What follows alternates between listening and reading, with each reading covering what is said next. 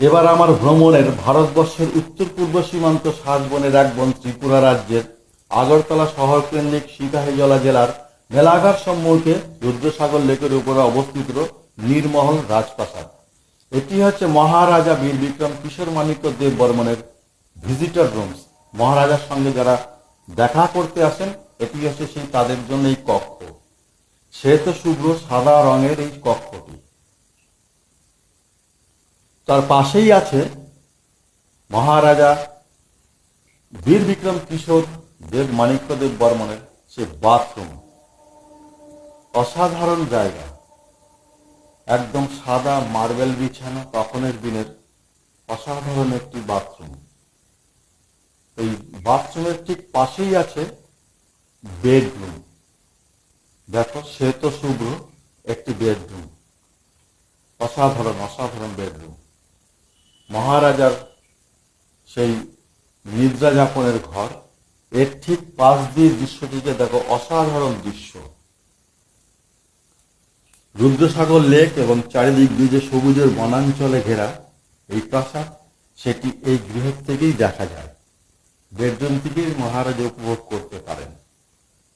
এর ঠিক পাশেই হচ্ছে অ্যামিউজমেন্ট রুম। সবই দেখো ভেতরে সাদা রং, বাইরে শুধু সাদা এবং কিছুটা লাল খয়েরি দিয়ে মোড়ানো। এর ঠিক পাশেই আছে স্পেয়ার রুম, যেখানে নানান আবর্জনা বা যেগুলো অপ্রয়োজনীয় জিনিস, সেগুলোকে এই স্পেয়ার রুমেই রাখা হতো। ঘরগুলো আমার মনে হয় মহারাজা তখনকার দিনের মানুষ হিসেবে যে এত সুন্দর সুচিন্তা বা দক্ষ মানুষ, ঘরগুলো কিন্তু ক্রমশই অনেকটাই ছোট বলে আমার কাছে মনে হয়েছে। তার সামনে দিয়েই পথ হচ্ছে রয়্যাল বোট ঘাট। এখান থেকেই মহারাজা সেই বীর বিক্রম কিশোর মাণিক্য দেব বর্মন বোটে করে তিনি তার শাসনের জন্য এই নদী পথে বেরোতেন। যখন অধিক পরিমাণে জল থাকতো, তখন এই পথ দিয়ে তিনি বেরোতেন এবং আসতেন। এখানে দুখানা সিঁড়ি আছে, এই সিঁড়ি দিয়েই তিনি যাতায়াত করতেন। এর পাশেই আছে কনফারেন্স হল বা কনফারেন্স রুম। সত্যি একটি অনিন্দ সুন্দর রাজপ্রাসাদ। তখনকার দিনের কিন্তু এত ডিজিটাল বা এত উন্নত মানের ডিজাইনার ছিল মনে হয় না আজকে যেভাবে হয়েছে, কিন্তু তখনকার দিনের যে ডিজাইন, ভেতরের যে পরিচ্ছন্নতা এবং কাজের যে নমুনা, সত্যি অসাধারণ। তার ঠিক সামনেই আছে ডান্সিং রুম।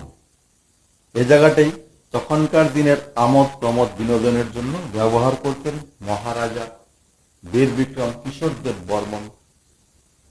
এটি হচ্ছে সেই নৃত্য নাচ ঘরের জায়গা।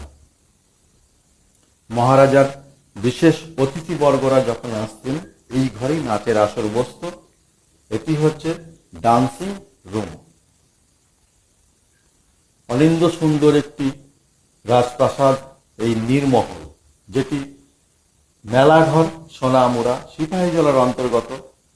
এই রাজপ্রাসাদটি কত ফুট হবে আমারও অজানা, তবে পূর্ণাঙ্গ ছবি তুলতে গেলে বলেছি আবারও 500 মিটার দূরত্বের প্রয়োজন। ঠিক বাগিচা দিয়ে বাঁদিক দিয়ে ঢুকলেই হচ্ছে এই রাজার ভেতরের অন্দরমহল। এই অন্দরমহলটাকে আমি তুলে ধরার চেষ্টা করলাম, মাত্র আমার মাইক হঠাৎ খারাপ হওয়ার দরুন আমাকে ভয়েস দিতে হলো। যদি ভুল হয়ে থাকে আমাকে ক্ষমা করো, চেষ্টা করবো আগামী দিনে শুভ্র হওয়ার। খুব ভালো থেকো সবাই।